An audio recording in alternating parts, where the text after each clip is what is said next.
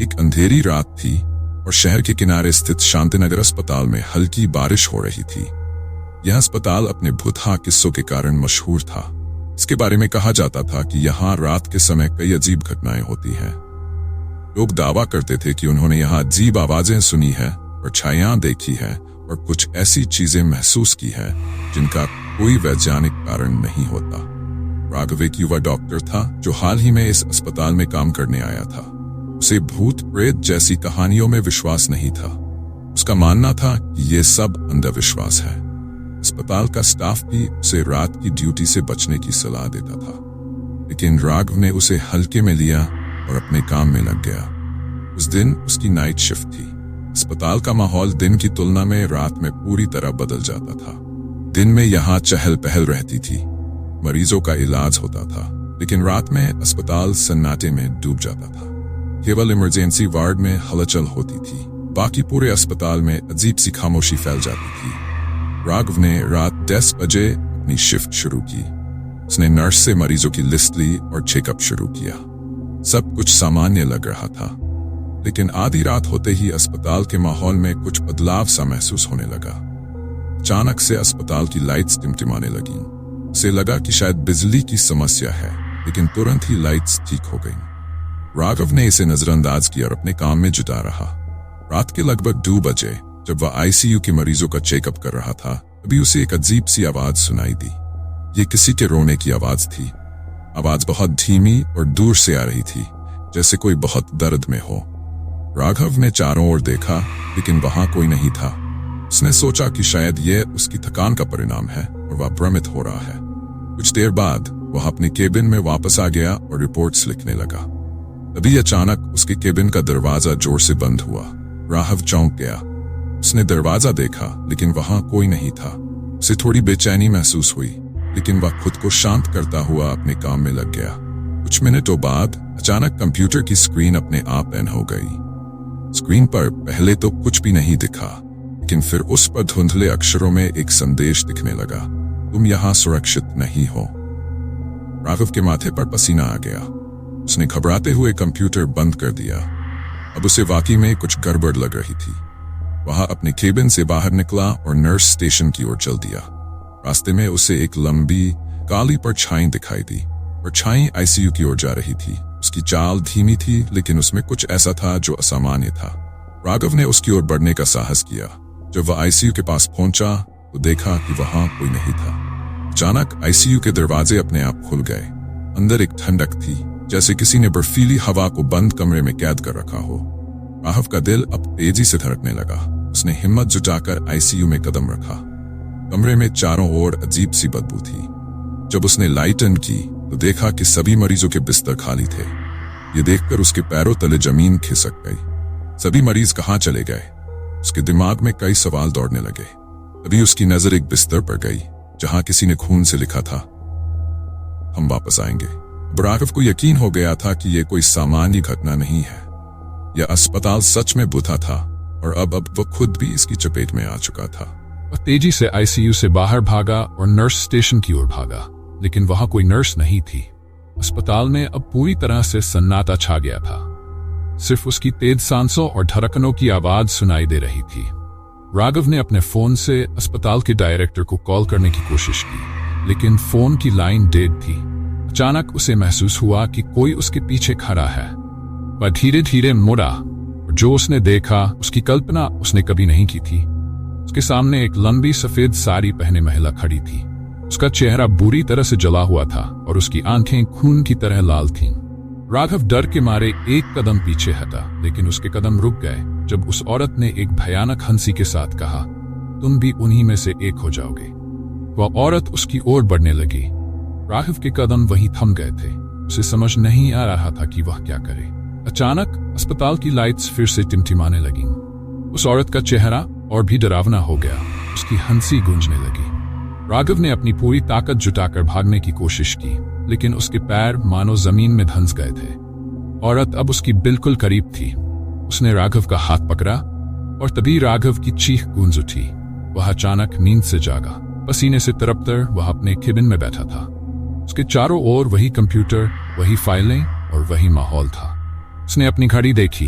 सुबह के 4 बजे थे। उसे यकीन नहीं हो रहा था कि यह सब एक सपना था या वास्तव में उसने कुछ अनुभव किया था।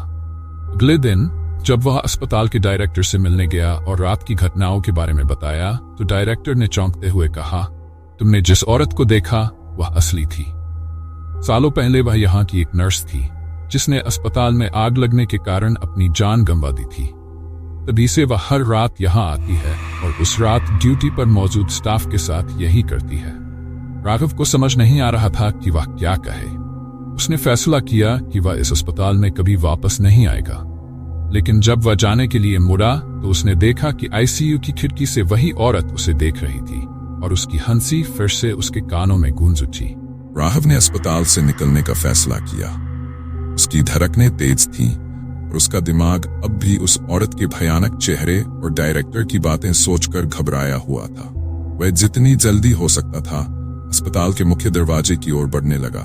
हर कदम पर उसे ऐसा महसूस हो रहा था कि कोई उसकी हरकतों पर नजर रख रहा है, मानो कोई अदृश्य शक्ति उसके पीछे चल रही हो। जब वह मुख्य द्वार के पास पहुंचा तो उसने दरवाजे को जोर से धक्का दिया, लेकिन दरवाजा नहीं खुला। वह घबराकर दरवाजे को बार बार खींचने लगा, लेकिन दरवाजा जैसे बंद हो चुका था। उसकी सांसें भारी हो गई और वह पीछे मुड़कर देखने लगा कि कहीं कोई उसका पीछा तो नहीं कर रहा। अस्पताल के कॉरिडोर में हल्की हल्की रोशनी टिमटिमा रही थी और एक घना सन्नाटा चारों ओर फैला हुआ था। अचानक राघव के पीछे एक ठंडी हवा का झोंका आया। उसने धीरे धीरे पीछे मुड़कर देखा और वही औरत अब उसके सामने खड़ी थी। उसका चेहरा जले हुए मांस से ढका हुआ और आंखों में अजीब सी चमक थी। इस बार उसकी हंसी नहीं गूंज रही थी, बल्कि उसकी आंखों में गुस्सा और नफरत थी। राघव के पैर अब मानो जमीन में जम चुके थे। वह चाहकर भी भाग नहीं पा रहा था। औरत धीरे धीरे उसकी ओर बढ़ने लगी। हर कदम के साथ उसकी परछाई और लंबी होती जा रही थी और अस्पताल की दीवारें जैसे उसके साथ जिंदा हो उठी थीं। औरत ने राघव के करीब आकर उसकी आंखों में झांका और धीरे से फुसफुसाया, तुम कभी इस अस्पताल से बाहर नहीं जा सकोगे, तुम भी इसका हिस्सा हो। इतना कहते ही औरत ने अपनी जली हुई हाथों से राघव का गला पकड़ा और उसकी सांसें थमने लगीं। राघव ने जोर से चीखने की कोशिश की, लेकिन उसकी आवाज जैसे गले में ही घुट गई। उसकी आंखों के सामने सब धुंधला होने लगा। औरत की आंखों में उसे अपनी मौत का प्रतिबिंब दिखाई दिया। अचानक राघव ने खुद को आईसीयू के बिस्तर पर लेटा हुआ पाया। उसके शरीर पर कई घाव थे और अस्पताल के कुछ डॉक्टर और नर्स उसके चारों ओर खड़े थे। एक नर्स ने कहा, यह वही डॉक्टर है जिसे रात में भूतनी ने पकड़ा था। हमने इसे सही समय पर आईसीयू में पाया, वरना इसका भी वही हाल होता जो बाकी लोगों का हुआ था। डॉक्टरों की बातें सुनकर राघव के होश उड़ गए। उसने बिस्तर से उठने की कोशिश की, लेकिन उसका शरीर हिल नहीं रहा था। उसकी आंखों के सामने से एक परछाई गुजरी और उसने देखा वही जली हुई औरत खिड़की के पास खड़ी होकर उसे देख रही थी। उसकी आंखों में वही घिनौनी मुस्कान थी और उसकी हंसी फिर से अस्पताल में गूंज उठी। राघव समझ चुका था कि वह अब इस अस्पताल का हिस्सा बन चुका है। शायद उसकी आत्मा अब भी इस अस्पताल में कैद थी और उसे यहां से कभी मुक्ति नहीं मिलेगी। अस्पताल के बाहर बारिश तेज हो रही थी और दूर कहीं बिजली चमक रही थी। शांतिनगर अस्पताल में आज भी कोई नया मरीज भर्ती हो रहा था जिसे इस जगह की सच्चाई का पता नहीं था। और अस्पताल के अंदर एक भयानक सन्नाटा हर कोने में पसरा हुआ था। राघव अब इस सच्चाई को पूरी तरह से समझ चुका था कि शांतिनगर अस्पताल से निकलना नामुमकिन था। उसकी आत्मा इस भूतिया जगह में फंस चुकी थी। उसके चारों ओर डॉक्टर और नर्सें तो दिख रहे थे, लेकिन वह उनकी आवाज नहीं सुन पा रहा था। उसका शरीर बेजान सा आईसीयू के बिस्तर पर पड़ा हुआ था और उसे यह एहसास हो गया था कि वह अब जीवित नहीं है। वह असहाय होकर वहां पड़ा था और उसे वही जली हुई औरत खिड़की के पास खड़ी दिखाई दे रही थी। उसकी आंखों में वही पुरानी नफरत और हंसी थी। वह औरत धीरे धीरे राघव की ओर बढ़ने लगी। इस बार उसकी चाल धीमी और भारी थी, मानो वह राघव को पूरी तरह से अपने वश में करना चाहती हो। जैसे ही वह औरत राघव के पास आई, उसने अपने जले हुए हाथ उसके माथे पर रखे। राघव ने एक आखिरी बार खुद को छुड़ाने की कोशिश की, लेकिन अब वह पूरी तरह से उसकी गिरफ्त में था।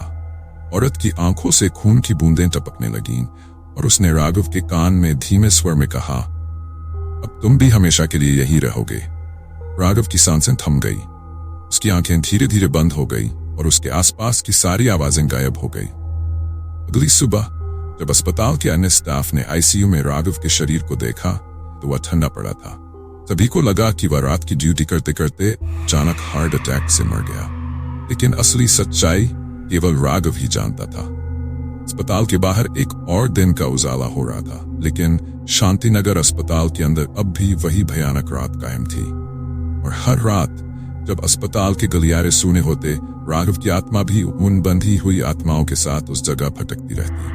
वह अब उन मरीजों और डॉक्टरों में से एक हो गया था जिन्हें कभी इस अस्पताल ने निगल दिया था। और दूर आईसीयू के कोने में वह औरत अब भी खड़ी थी, मुस्कुराती हुई नए शिकार की तलाश में।